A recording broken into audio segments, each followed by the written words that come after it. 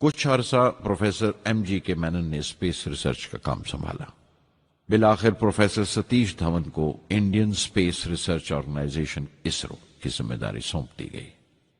तुम्बा का पूरा कॉम्प्लेक्स एक बड़े पैमाने पर स्पेस सेंटर बना दिया गया और Vikram Sarabhai space centre VSSC का नाम दिया गया। जिसने वो सेंटर कायम किया था उसी के नाम से उस जगह की श्रद्धांजलि पेश की गई। मशहूर मेटलर्जिस्ट डॉक्टर ब्रह्म प्रकाश VSSC के पहले डायरेक्टर मुकर्रर हुए। कोई भी शख्स अपनी जिम्मेवारी में तभी कामयाब हो सकता है अगर वो बारसूख हो, मोतबर हो और अपने फैसलों के लिए उसे सही हद तक आजादी हो। शायद निजी जिंदगी में भी तसल्ली का यही एक रास्ता है, आजादी और जिम्मेवारी एक साथ हो, तभी वो तस्कीन और खुशी का बायस हो सकती है। और जाती आजादी हासिल करने के लिए मैं 2 रास्ते तजवीज कर सकता था जो मैंने इख्तियार किए। पहला तो ये कि अपनी तालीम और तरबियत को बढ़ावा दो। इल्म, नॉलेज बड़ा कारआमद हथियार है, बहुत काम आता है। इल्म जितना ज्यादा होगा उतनी ज्यादा आजादी के हकदार हो गए। इल्म वो पूंजी है जो कोई छीन नहीं सकता। टीम की रहनुमाई तभी मुमकिन है अगर आपकी जानकारी मुकम्मल हो, अप टू डेट हो। कामयाब रहनुमा बनने के लिए जरूरी है कि दिन का काम जब खत्म हो आप पिछले काम का जायजा लें, अगले दिन के काम की तैयारी करें। दूसरा तरीका यह है कि अपने काम को अपना फख्र समझें, गर्व समझें और जरूरी है कि अपने अंदर की शक्ति की सही जानकारी हो। जो करो उस पर यकीन रखो या जिस पर यकीन हो वही करो, वरना दूसरों के ईमान का शिकार बनते रहोगे। SLV प्रोजेक्ट के पहले 3 सालों में साइंस के बहुत से नए नए इसरार खुले और आहिस्ता आहिस्ता साइंस और टेक्नोलॉजी का फर्क समझ आने लगा। रिसर्च और अमल, डेवलपमेंट का फासला पता चलने लगा। किसी भी इजाद में गलतियां होना लाजमी है, लेकिन हर गलती कामयाबी की तरफ एक और कदम उठाती है, एक और सीढ़ी बन जाती है। किसी भी तख्लीक की तरह SLV-3 की तख्लीक भी कई दर्दनाक लम्हों से गुजरी। एक रोज जब मैं और मेरे तमाम साथी अपने कामों में पूरी तरह डूबे हुए थे, मेरे घर से एक मौत की इत्तला पहुंची। मेरे दोस्त और हमदर्द मेरे बहनोई जलालुद्दीन का इंतकाल हो गया था। कुछ देर के लिए तो मैं सुन्न होकर रह गया, मेरी आंखों में अंधेरा छा गया। थोड़ी देर बाद जब अपने चौगिरदे का एहसास हुआ तो महसूस किया जैसे मेरी हस्ती का एक हिस्सा मर गया था। रात की रात बसों में सफर करता हुआ अगली सुबह मैं रामेश्वरम पहुंचा। जोहरा को क्या तसल्ली देता और क्या सब्र देता अपनी भांजी महबूबा को जो रो रो कर हलकान हो रही थी। मेरी आंखों के सोते पहले ही सूख चुके थे। थुम्बा लौटकर बहुत दिनों तक सारा कामकाज, सारी मसरूफियत बेमानी लगने लगी। बहुत दिनों तक बहुत मलाल लगा, सब बेमानी लगता था। प्रोफेसर धवन देर देर तक हौसला देते थे, कहते SLV पर जैसे जैसे काम आगे बढ़ेगा मुझे सब्र महसूस होगा और ये मायूसी कम होते होते गुजर जाएगी। 1976 में मेरे अब्बा ज़ैनुल आबदीन 102 साल की उम्र में वहीं रामेश्वरम में इंतकाल फरमा गए। 15 पोते पोतियां छोड़कर गए थे पीछे और एक पड़पोता। दुनियावी तौर पर वो सिर्फ एक और बुजुर्ग की मौत थी। कोई बड़ा मातम नहीं हुआ, झंडा नहीं उतारा गया, न अखबारों ने स्याह हाशिए दिए, न सियासतदान थे वो, न विद्वान कोई, न कोई बड़े सरमायादार। एक सीधे सादे इंसान थे, फरिश्ता सिफत, और हर उस बात की वजह थे जो दानाई और पारसाई की राह दिखाती है।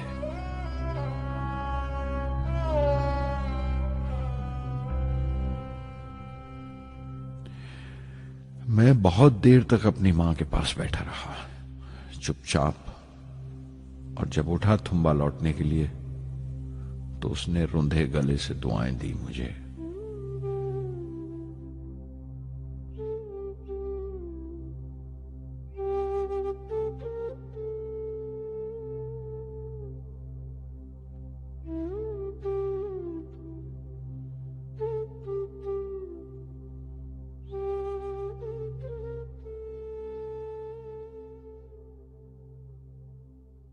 SLV-3 اپوجی راکٹ جو فرانس سے اڑائی جانے والی تھی، اچانک کچھ مشکلوں کا شکار ہو گئی۔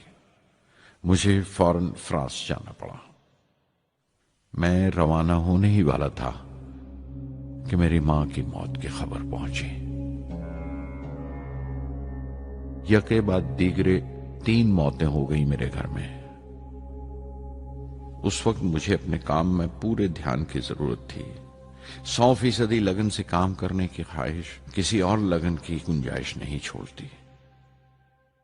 مکمل نیتی اور پوری لگن سے SLV-3 کا خواب 1979 کے درمیان میں جا کر پورا ہوا۔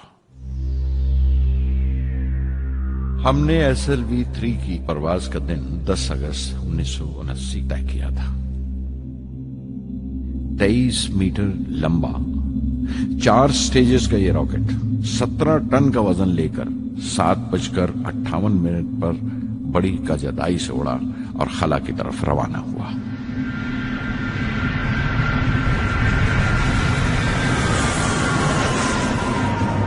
پہلی سٹیج ہر طرح سے پختہ نکلی اور بڑے آرام سے راکٹ دوسری سٹیج میں داخل ہو گیا۔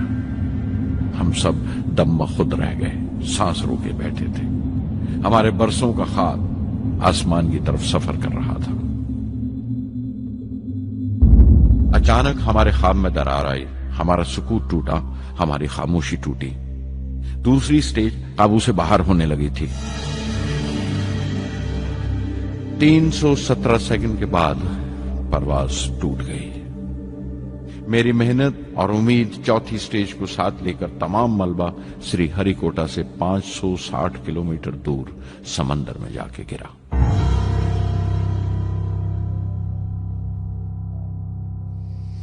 اس حادثے سے ہم سب کو سخت صدمہ پہنچا۔ میں غم و غصے سے بھر گیا، نچڑ گیا، بالکل جسمانی طور پر بھی اور ذہنی طور پر بھی۔ میں سیدھا اپنے کمرے میں گیا اور بستر میں دھس گیا۔ میں نے اپنے کندھے پر ایک دلاسے کا ہاتھ محسوس کیا تو آنکھ کھولی۔ دوپہر ڈھل چکی تھی، شام قریب تھی۔ ڈاکٹر برہم پرکاش میرے سراہنے بیٹھے تھے۔ ان کی اس ہمدردی نے چھو لیا مجھے۔ میں اداس تھا، مایوس تھا، لیکن اکیلا نہیں۔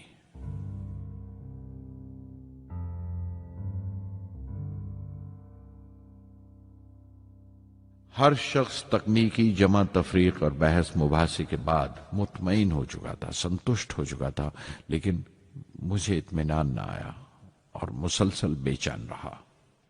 میں بے ساختہ کھڑا ہو گیا اور اعتراف کیا پروفیسر دھون کے سامنے، سر، میرے ساتھیوں کو ناکامیابی کی وجہ دریافت ہو جانے سے اطمینان ہو گیا، لیکن میں اسے کافی نہیں سمجھتا۔ اس مشن کے ڈائریکٹر کی حیثیت سے اس غلطی کو بھی میں اپنی ذمہ داری سمجھتا ہوں۔ SLV-3 کی ناکامیابی کی ذمہ داری میری ہے۔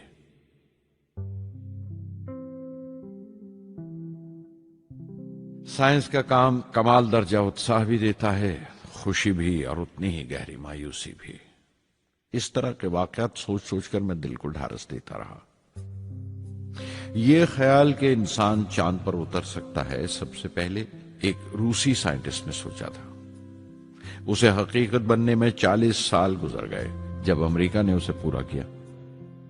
پروفیسر چندر شیکھر نے چندر شیکھر لمٹ کا آوشکار کیا تھا 1930 میں، جب کیمبرج میں پڑھ رہے تھے، لیکن 50 سال بعد انہیں اسی ڈسکوری پر نوبل پرائز ملا۔ وان برون اپنی سیٹرن لانچ وہیکل سے آدمی کو چاند پر اتارنے سے پہلے کتنی ساری ناکامیوں سے گزرے ہوں گے۔ پہاڑ کی چوٹی پر اترنے سے پہاڑ پر چڑھنے کا تجربہ نہیں ملتا۔ زندگی پہاڑ کی چڑھانوں پر ملتی ہے، چوٹی پر نہیں۔ چڑھانوں پر ہی تجربے ملتے ہیں اور زندگی منچتی ہے اور ٹیکنالوجی ترقی کرتی ہے۔ چوٹی پر پہنچنے کی کوشش ہی میں چڑھانوں کا علم حاصل ہوتا ہے۔ میں ایک ایک قدم چلتا رہا، چڑھتا رہا چوٹی کی طرف۔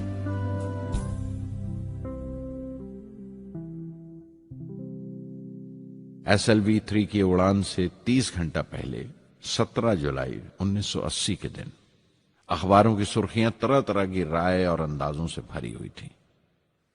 زیادہ تر رپورٹرز نے پہلی SLV کی اڑان یاد دلائی تھی کہ کس طرح وہ راکٹ فیل ہو گیا تھا اور اس کا ملبہ سمندر میں جا کر گرا تھا۔ کچھ لوگوں نے تو دیش کی دوسری خامیوں کا ذکر کرتے ہوئے بھی اسے SLV-3 سے جوڑ دیا تھا۔ میں جانتا تھا کہ اگلے دن کا نتیجہ ہمارے فیوچر کے اسپیس پروگرام کا فیصلہ کرنے والا ہے۔ مختصر یہ کہ ساری قوم کی نظریں ہم پر گڑی ہوئی تھیں۔ 18 جولائی 1980 صبح 8:03 پر ہندوستان کا پہلا سیٹلائٹ لانچ وہیکل اڑا۔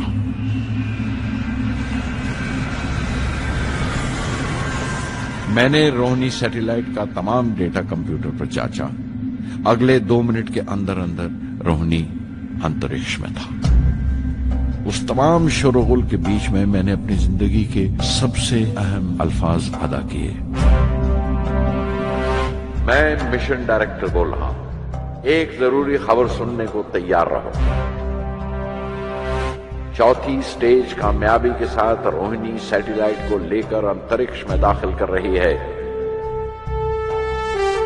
میں بلاک سے باہر آیا تو میرے ساتھیوں نے مجھے کندھوں پر اٹھا لیا اور نعرے لگاتے ہوئے جلوس نکالا۔ ساری قوم میں ایک جوش کی لہر دوڑ گئی۔ ہندوستان ان چند قوموں میں شامل ہو گیا تھا جن کے پاس سیٹلائٹ لانچ کی قابلیت تھی۔ ہماری قوم کا ایک خواب پورا ہوا تھا اور ہمارے اتہاس کا ایک نیا باب کھلا، ایک نیا چیپٹر۔ پردھان منتری اندرا گاندھی نے مبارکباد کا تار بھیجا اور سب سے زیادہ ہندوستان کے سائنسدان خوش تھے کہ یہ پوری کوشش سودیشی تھی، ہماری اپنی تھی۔ میں کچھ ملے جلے جذبات سے گزر رہا تھا۔ میں خوش تھا کہ پچھلی 2 دہائیوں سے جس کوشش میں تھا بالآخر اس میں کامیاب ہوا، لیکن اداس تھا جن لوگوں کی بدولت میں یہاں پہنچا تھا وہ لوگ میرے ساتھ نہیں تھے۔ میرے ابا، میرے بہنوئی جلال الدین اور پروفیسر سارا بھائی۔ SLV-3 کی کامیابی کے مہینے بھر کے اندر ہی پروفیسر دھون کا فون آیا ایک دن اور دلی بلایا پردھان منتری سے ملنے کے لیے۔ میری ایک چھوٹی سی الجھن تھی کپڑوں کو لے کر۔ ہمیشہ سے بڑے عامیانہ سے کپڑے پہنتا ہوں اور پاؤں میں چپل یا سلیپر کہہ لو۔ پردھان منتری کو ملنے جیسا وہ لباس نہیں تھا، میرے لیے نہیں، ان کے احترام کے لیے۔ سنا تو پروفیسر دھون بولے، کپڑوں کی فکر مت کرو، تم نے جو شاندار کامیابی پہن رکھی ہے وہ کافی ہے۔ ریپبلک ڈے 1981 میرے لیے ایک بڑی خوشخبری لے کر آیا کہ مجھے پدم بھوشن سے نوازا گیا ہے۔ میں نے اپنے کمرے کو بسم اللہ خاں کی شہنائی سے بھر لیا۔ شہنائی کی گونج مجھے کہیں اور ہی لے گئی۔ میں رامیشورم پہنچ گیا، ماں کے گلے لگا۔ ابا نے میرے بالوں کو انگلیوں سے سہلایا اور میرا دوست، میرا رفیق جلال الدین مسجد گلی میں جمع ہوئے لوگوں میں میرے انعام کا اعلان کر رہا تھا۔ میری بہن زہرا نے میٹھا بنایا گھر میں۔ پکشی لکشمن شاستری نے میرے ماتھے پر تلک لگایا۔ فادر سولومن نے میرے ہاتھ میں صلیب دے کر دعا پڑھی اور پروفیسر سارا بھائی کو دیکھا۔ ان کے چہرے پر مسکراہٹ تھی، فخر تھا۔ جو پودا وہ لگا کر گئے تھے اب پورا پیڑ بن چکا تھا، جس کے پھل ہندوستان کی عوام تک پہنچ رہے تھے۔